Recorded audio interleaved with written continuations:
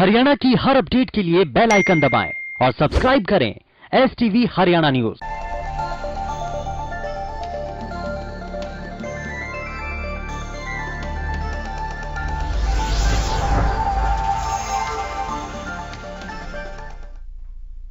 नमस्कार, स्वागत है आपका। मैं हूं नंदिनी मिश्रा आपके साथ। बुलेटिन की शुरुआत करेंगे इस वक्त की बड़ी खबर के साथ। बड़ी खबर आपको बता दें चंडीगढ़ से, जहां पर जेजेपी विधायक रामकुमार गौतम ने इस्तीफा दिया है। विधानसभा की कमेटी से गौतम ने इस्तीफा दिया। पब्लिक हेल्थ, पावर और इरिगेशन से संबंधित थी कमेटी में स्पेशल इन्वाइटी थे Ramkumar Gautam. Public account committee के सदस्य भी रहे हैं रामकुमार गौतम, और जेजेपी विधायक ने इस्तीफा दे दिया है अपने पद से। विधानसभा की कमेटी से गौतम ने इस्तीफा दिया है।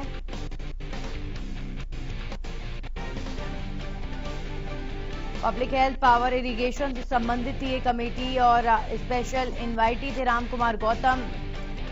जेजेपी विधायक ने विधानसभा की इस कमेटी से इस्तीफा दे दिया है। पब्लिक अकाउंट कमेटी के सदस्य भी हैं रामकुमार गौतम।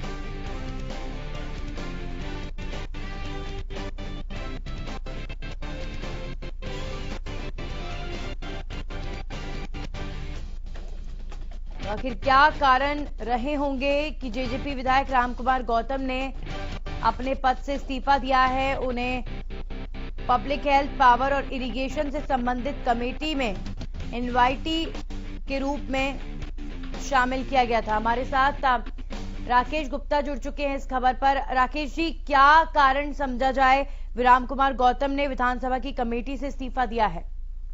देखिए, ये जो इस्तीफा इन्होंने दिया है, ये मेन कमेटी इनको इस कमेटी में जो है स्पेशल इनवाइटी बनाया गया था। ये जो कई 3-4 महकमों को डील करती है, इरिगेशन है, पावर है, B&R है, तो इस तरह से इनका टाइम क्लैश हो रहा था। ये मेन कमेटी जो इनकी है वो पब्लिक अकाउंट्स की है, उसकी और इनकी इस कमेटी की जो बैठकें हैं इकट्ठी होती थी, और इसी के चलते रामकुमार गौतम ने इस्तीफा दिया है। जी बिल्कुल, यानी इस इस्तीफे को बिल्कुल एक नॉर्मल प्रोसीजर की तरह देखा जाए, किसी भी तरह की राजनीति नहीं इसके पीछे। बिल्कुल, देखिए, मेरी विधानसभा में उच्च अधिकारियों से बात की है तो उनका यही कहना था, क्योंकि जो उनके मुताबिक जो है ये टाइम क्लैश दोनों कमेटियों की बैठकों में होता था। इसके चलते रामकुमार गौतम के लिए समस्या, प्रॉब्लम आ रही थी, तो उन्होंने इस सब के चलते जो है इस जो कमेटी से स्पेशल इनवाइटी, मैंने जैसे पहले बताया कि स्पेशल इनवाइटी इन्हें इस सब कमेटी में बनाया गया था, तो यहां से उन्होंने टाइम के क्लैश का कारण बताते हुए जो है इस्तीफा दिया है। चलिए, बहुत बहुत शुक्रिया जानकारी के लिए। तो जो इस्तीफा देने का कारण बताया जा रहा है, रामकुमार गौतम ने पब्लिक हेल्थ, पावर, इरिगेशन से संबंधित कमेटी के स्पेशल इनवाइटी के रूप में जो उनको पद मिला था उससे इस्तीफा दिया है। उसके पीछे उनके ऊपर जो और जिम्मेदारियां हैं उसके चलते उन्होंने इस पद से इस्तीफा दिया है।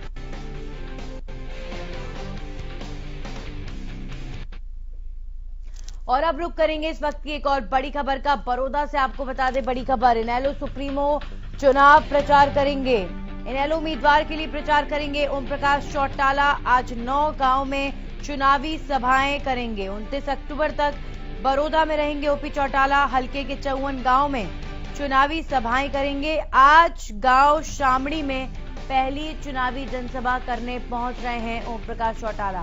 तो इनेलो उम्मीदवार के समर्थन में अब INLD के सुप्रीमो ओम प्रकाश चौटाला मैदान में आ चुके हैं और 29 अक्टूबर तक बड़ौदा में ही रहेंगे ओम प्रकाश चौटाला।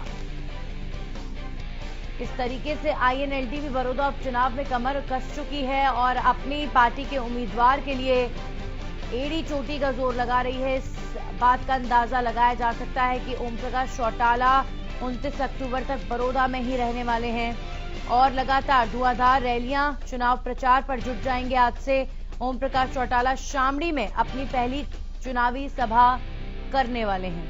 तो 54 गांव में चुनावी सभाएं करेंगे ओपी चौटाला और आज 9 गांव का दौरा करने वाले हैं। उन सभी गांव में जनसभा को संबोधित करेंगे। तो इनेलो उम्मीदवार के लिए प्रचार करने के लिए उतरे हैं सीधे INLD के सुप्रीमो पूर्व मुख्यमंत्री ओम प्रकाश चौटाला और वहीं बीजेपी और कांग्रेस की बात करें तो इन दोनों ही पार्टियों के तमाम दिग्गज भी बड़ौदा लगातार आ रहे हैं और प्रचार प्रसार कर रहे हैं। वहीं टोहाना के गांव ठरवा में किसान परेशान हैं। पोर्टल पर रजिस्ट्रेशन कराने के बावजूद भी किसान कम दाम में फसल बेचने को मजबूर है। टोहाना के गांव ठरवा का ये मामला है, जहां पर किसान महेंद्र सिंह ने मेरा फसल मेरा ब्यौरा के तहत 26 एकड़ भूमि का रजिस्ट्रेशन करवाया था, लेकिन अब पोर्टल पर केवल उसकी फसल का 1.61 एकड़ का ही ब्यौरा दिखाया जा रहा है, जिसको लेकर किसान बेहद परेशान है। किसान का कहना है कि वो फसल को अपने घर पर ही रखने को मजबूर है। वहीं किसान ने बताया कि कुछ फसल उसने पंजाब में औने पौने दामों पर बेच दी। किसानों ने मीडिया के माध्यम से प्रशासनिक अधिकारियों से गुहार लगाई है कि उसकी समस्या का हल किया जाए। मार्केट कमेटी सचिव सतीश सिंह का कहना है कि ये मामला उनके संज्ञान में आया है। वो इसके बारे में उत्तर विभाग को पत्र भी लिख चुके हैं। अगर फिर भी उसकी समस्या का हल नहीं हुआ तो इसे जल्द दूर करने की कोशिश की जाएगी। जी 5 तारीख को मेरे पास एक मैसेज आया जी, जिसके अंदर 50 क्विंटल का था। उसमें डीएफएससी ने 50 क्विंटल की मेरी डेयरी वो पास कर दी जी। पास करने के बाद में बाकी मेरी 6-7 ट्राली थी जी यहाँ पे टोहाना मंडी के अंदर, तो उसमें से उसका मॉइस्चर चेक करके बोलो आपकी ठीक है। और जबकि मैंने 25-26 किलो का रजिस्ट्रेशन करवा रखा है जी, जबकि मेरा एक्चुअल में 1.61 एकड़ का रजिस्ट्रेशन हुआ है जी। बाकी की वो जीरी मैं उठा के पंजाब के अंदर 1650 रुपए क्विंटल के हिसाब से बेच कर आया हूँ जी। ऐसा है जी, हम शिकायत अपना मुख्य प्रशासक महोदय को भेज दिया है और वो हमारा ई खरीद पोर्टल है, हम वहाँ पे शिकायत दर्ज करवाते हैं। उसके बाद मेरी फसल मेरा ब्यौरा पे जाती है, उनकी समस्या का समाधान फिर मैं आज दोबारा ईमेल कर देता हूँ, आपके माध्यम से बता दूं, और किसान को कोई परेशानी नहीं आने देंगे, बिकवाएंगे सबकी। टोहाना के गांव ठरवा का ये मामला है, जहां पर किसान महेंद्र सिंह के साथ कहीं ना कहीं मेरा फसल मेरा ब्यौरा पर जो हो रहा है उसे लेकर गंभीर सवाल खड़े हो रहे हैं। जब रजिस्ट्रेशन 26 एकड़ भूमि का कराया गया था तो फिर आखिर पोर्टल पर केवल 1.61 एकड़ की ही फसल क्यों दिखाई जा रही है? अब किसान परेशान हैं और किसान की इतनी जो फसल है उसे अपने घर पर रखनी पड़ रही है, और किसान का यही कहना है कि ये जो फसल है इसे कुछ हद तक पंजाब में औने पौने दामों पर बेचने के बाद अब किसान न्याय की गुहार लगा रहा है कि आखिर ऑनलाइन पोर्टल में ये गड़बड़ी हुई कैसे। जब 26 एकड़ की फसल का रजिस्ट्रेशन कराया गया तो अब 1.61 एकड़ की ही फसल क्यों पोर्टल पर शो। अब ऐसे में किसान की फसल जब रजिस्टर्ड ही नहीं है तो फिर बिक भी नहीं रही है और किसान इससे परेशान है। हालांकि प्रशासनिक अधिकारियों का कहना है कि वो इस मामले का जल्द हल निकाल लेंगे।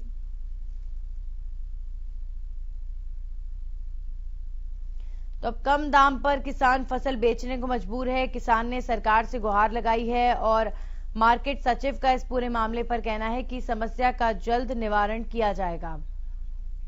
इस खबर पर जानकारी के साथ संवाददाता नवल सिंह हमारे साथ जुड़ गए हैं। नवल, क्या है पूरा मामला और आखिर कैसे जब किसान ने 26 एकड़ फसल का रजिस्ट्रेशन कराया तो ये ऑनलाइन कम कैसे दिखा रहा है?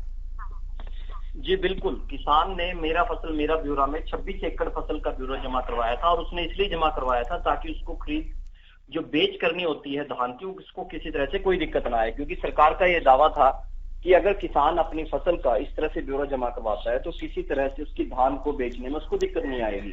किसान ने 26 एकड़ का मेरा फसल मेरा ब्यौरा में आंकड़ा तो दे दिया, मगर फिर वो हैरान रह गया जब वो मंडी में फसल बेचने के लिए आया तो उसको पता लगा कि उसकी 1.61 एकड़ भूमि का ही रजिस्ट्रेशन जो है लगभग यहाँ हो चुका है। उसके अलावा जो वो यहाँ पर धान लेकर आया था उस धान को उसने पड़ोसी राज्य पंजाब में बेचने के लिए मजबूर होना पड़ा, वो भी औने पौने दामों पर जी। उसके बाद फिर उसने जब पता किया तो पता लगा कि उसकी जो करीबन 24 एकड़ भूमि है उसका तो रजिस्ट्रेशन हुआ ही नहीं, उसमें कुछ ना कुछ पोर्टल में गड़बड़ी आई है, जिसको लेकर वो अधिकारियों से भी मिला मगर अभी तक उसका सोल्यूशन नहीं हो पाया। और अगर उसकी बात सुने तो उसका कहना है कि 5 अक्टूबर को उसने इस बारे में शिकायत भी दे दी थी, बात भी हो गई थी जैसे ही उसको इस बारे में पता लगा। बिल्कुल नवल, और इस पूरे मामले में किसान को न्याय भी मिलना चाहिए, क्योंकि देखिए 26 एकड़ और 1 एकड़ की फसल रजिस्टर्ड होना, 26 एकड़ जबकि किसान की फसल है तो ये एक बड़ा गड़बड़ झाला है और ऐसे में गलती भी किसान की नहीं है, तो जाहिर तौर पर किसान की सारी फसल जो है वो खरीदी जानी चाहिए।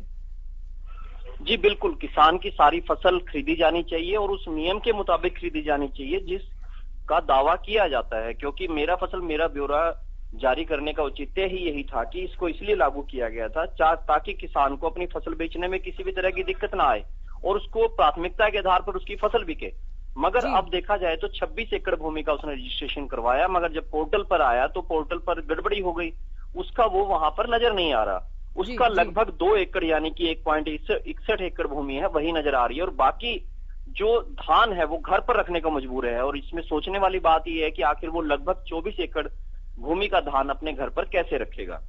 चलिए, बहुत बहुत शुक्रिया नवल आपका जानकारी के लिए। लेकिन किसान के साथ जो ये गड़बड़ी हुई है, अब किसान परेशान है और किसान का यही कहना है कि जब मैंने रजिस्ट्रेशन 26 एकड़ का कराया तो आखिर इतना कम रजिस्ट्रेशन क्यों दिखाया जा रहा है, और किसान ने न्याय की गुहार लगाई है।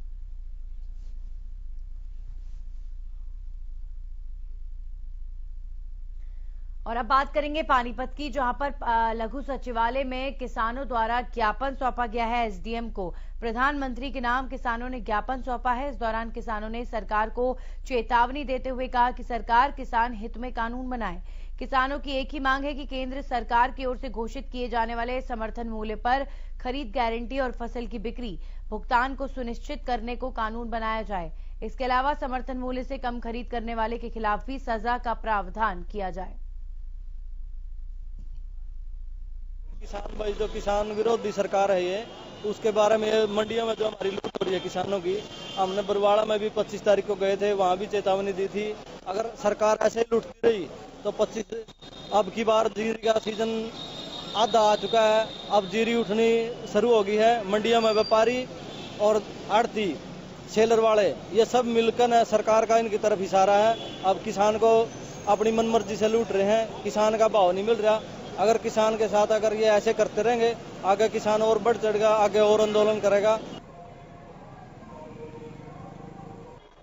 लघु सचिवालय पहुंचकर किसानों ने विरोध व्यक्त किया है। कृषि कानून को लेकर अभी तक किसानों का विरोध लगातार प्रदेश में जारी है। किसानों ने लघु सचिवालय पहुंचकर एसडीएम को प्रधानमंत्री के नाम ज्ञापन सौंपा है और किसानों ने सरकार को साथ ही ये चेतावनी भी देते हुए कहा कि सरकार किसान हित में कानून बनाए। किसानों की यही मांग है।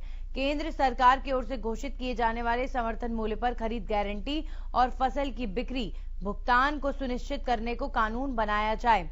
आपको बता दें, कृषि कानून जो केंद्र सरकार द्वारा बनाया गया है उसमें एमएसपी का प्रावधान नहीं रखा गया है, जिसको लेकर किसान ज्यादा नाराज नजर आ रहे हैं। और अब यहां पर लघु सचिवालय पहुंचकर किसानों ने एसडीएम को जो ज्ञापन सौंपा है उस ज्ञापन में भी किसानों ने यही मांग की है कि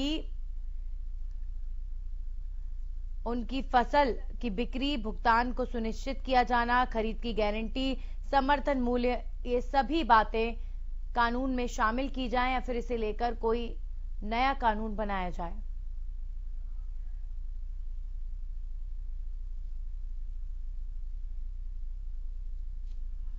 इस खबर पर जितेंद्र शर्मा हमारे साथ जुड़ गए हैं। जितेंद्र, लगातार कृषि कानून को लेकर प्रदेश में विरोध कम नहीं हो रहा है। पानीपत की बात करें तो यहां पर किसानों ने किस तरीके से अपना विरोध दर्ज करवाया है?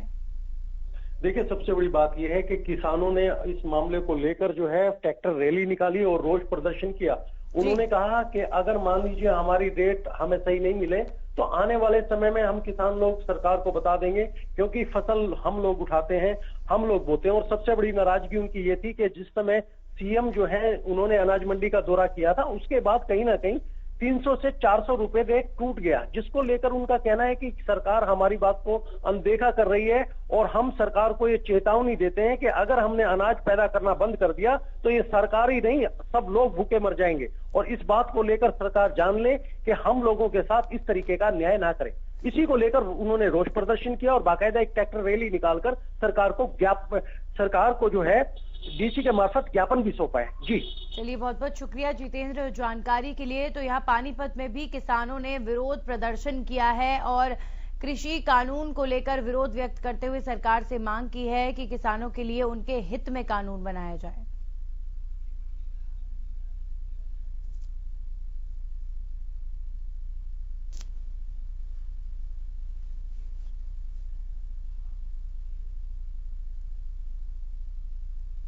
प्रधानमंत्री नरेंद्र मोदी के स्वच्छ भारत अभियान को उस वक्त गोला चीका में पलीता लगता हुआ नजर आता है जब कई दिन से गंदगी का अंबार, गंदगी का ढेर क्षेत्र में पड़ा हुआ है, जिसको लेकर हरियाणा न्यूज की टीम ने पूरे शहर का रियलिटी चेक किया तो शहर के हर वार्ड में गंदगी का ढेर लगा हुआ है। लोगों का कहना था कि स्वच्छ भारत अभियान और स्वच्छता पखवाड़ा केवल नारों और कागजों तक ही सीमित है, धरातल पर कोई काम नहीं है। तहसील कार्यालय, एसडीएम कार्यालय, न्यायालय और अस्पताल के पास गंदगी के ढेर लगे हुए हैं। यहीं से हर रोज अधिकारियों और कर्मचारियों का गुजरना होता है, लेकिन अभी तक किसी भी अधिकारी और कर्मचारी ने इस ओर कोई ध्यान नहीं दिया है।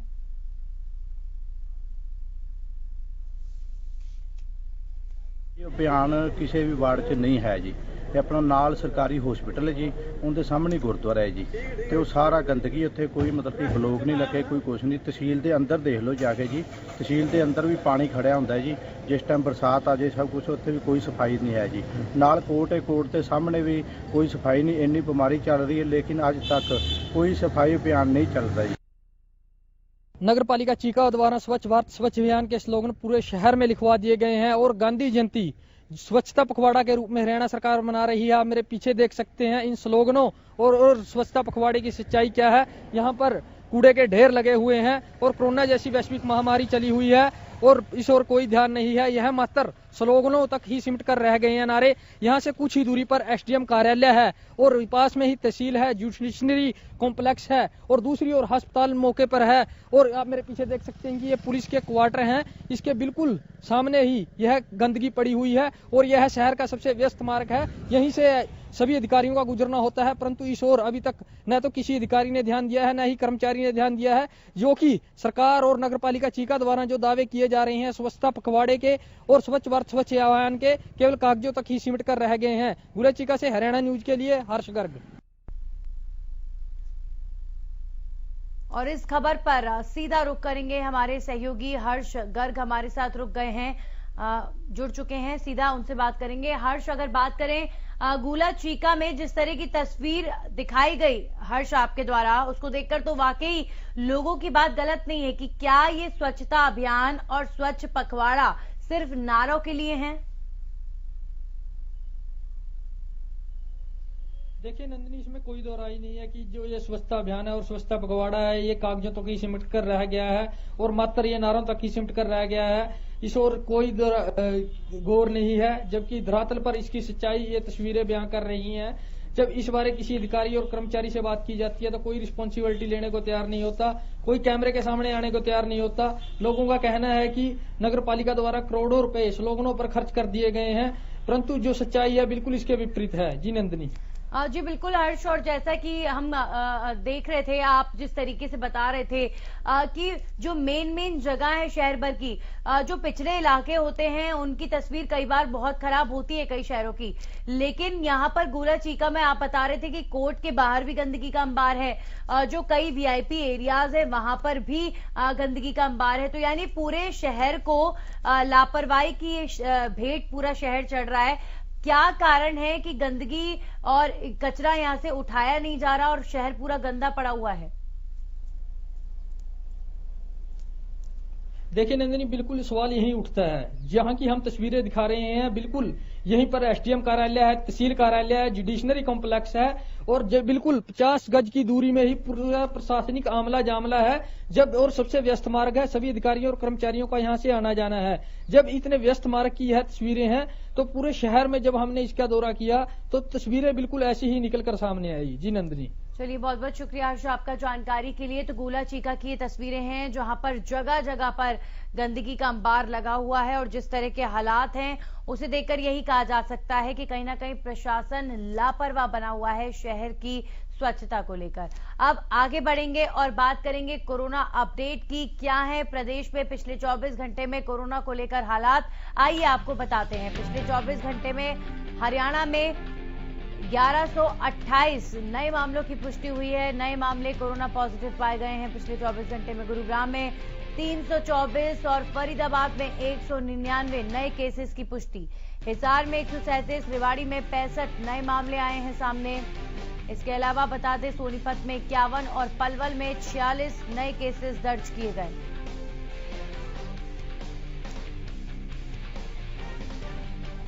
वहीं प्रदेश में 24 घंटे में 14 मरीजों की मौत हुई है। अब तक कुल 1688 कोरोना मरीजों की प्रदेश में मौत हो चुकी है। पिछले 24 घंटे में 1128 नए मामलों की पुष्टि। और इस खबर पर हमारे साथ झज्जर से रमाकांत जुड़ चुके हैं, सीधा उनका रुख करेंगे। रमाकांत, अगर बात करें झज्जर की, पिछले 24 घंटे में झज्जर में फिलहाल क्या स्थिति? अगर 24 घंटे की बात करें तो 27 मामले प्रकाश में आए हैं, वहीं 23 लोग ठीक होकर अपने घर भी लौटे हैं। अगर कुल आंकड़ों की बात करें तो कोरोना के 3168 अभी मामले हो चुके हैं, जिसमें से 2885 लोग ठीक होकर अपने घर लौट चुके हैं। एक्टिव मामले 249 मामले अभी एक्टिव हैं, जिसमें से 91 लोगों को अस्पताल में, वहीं 158 लोगों को अस्पताल में एडमिट होम आइसोलेट किया गया है। मैं आपको एक बात और बता दूं कि जो इस महीने में नंदिनी, इस महीने में लगातार कहीं ना कहीं कोरोना से मौत का जो आंकड़ा है वो लगातार बढ़ता जा रहा है और 34 लोगों की अगर बात करें झज्जर जिले में तो मौत हो चुकी है। वो बहुत ही बड़ा चिंता का विषय है। अगर इस ओर कहीं ना कहीं स्वास्थ्य विभाग ने या फिर प्रशासनिक अधिकारियों ने ध्यान नहीं दिया तो कोरोना कहीं ना कहीं बहुत बड़ा विकराल रूप इस झज्जर जिले में ले सकता है। जी बिल्कुल रमाकांत, तो जिस तरह की स्थिति प्रदेश में भी नजर आ रही है, बिल्कुल पहले मामलों में थोड़ी कमी देखी गई थी 2 दिन पहले, लेकिन अब हर दिन जिस तरीके के आंकड़ों में बढ़ोतरी हो रही है उसको देखकर यही कहा जा सकता है कि ये अभी स्थिति और खतरा जो है वो थोड़ा भी कम नहीं हुआ है कि लोग सोचे कि कुछ % कमी आई है। ये हर दिन के साथ बढ़ रहा है, हर दिन आंकड़े लगातार बढ़ रहे हैं। आज भी पूरे हरियाणा में 1124 मामले सामने आए, यानी 1200 के लगभग मामले सामने आए, तो स्थिति बेहद खतरनाक अभी भी बनी हुई है। हाँ, बिल्कुल। अगर आम लोगों को इस बारे में सोचना चाहिए, जब तक वैक्सीन नहीं है तभी तक हमें कोरोना से बचाव करना चाहिए, सोशल डिस्टेंसिंग का ध्यान रखना चाहिए, हमें चेहरे पर मास्क लगाना चाहिए। लेकिन जो आम जन है वो स्वास्थ्य कर्मचारियों का या प्रशासनिक अधिकारियों का बिल्कुल कोऑपरेट नहीं करते हैं। और बात अगर हम लोग भी उनसे कहते हैं कि आप मास्क लगा कर रहे हैं तो वो लोग जो मीडिया है उनसे भी वो झगड़ने का काम करते हैं। आप दुकानदारों की बात कर लें या सब्जी मंडियों की बात कर लें, वो दुकानदार लगातार बिना मास्क, बिना सोशल डिस्टेंसिंग आपको देखे जा सकते हैं। और जब उनके चालान कटते हैं तो वो मीडिया से ही गुहार करते हैं कि प्रशासनिक अधिकारी हमारे ऊपर सख्ती कर रहे हैं। यही बात कही जा सकती है कि गंभीरता को समझा ही नहीं जा रहा। अब कोरोना को लेकर जो गंभीरता और संजीदगी बढ़ती जा रही थी उसे लेकर अब लोग कहीं ना कहीं बेहद लापरवाह हो चुके हैं और कोरोना को बहुत छोटी चीज समझ रहे हैं, बल्कि इसे हल्के में बिल्कुल नहीं लिया जाना चाहिए। बहुत बहुत शुक्रिया आपका जानकारी के लिए रमाकांत। तो ये थी झज्जर की स्थिति, जहां पर पिछले 24 घंटे में रमाकांत ने बताया कि मामलों में बढ़ोतरी हुई है और पूरे प्रदेश में भी लगातार कोरोना पॉजिटिव केसेस सामने आ रहे हैं और आज भी 1200 के लगभग केसेस सामने आए हैं। इसी के साथ ही इस बुलेटिन में इतना ही।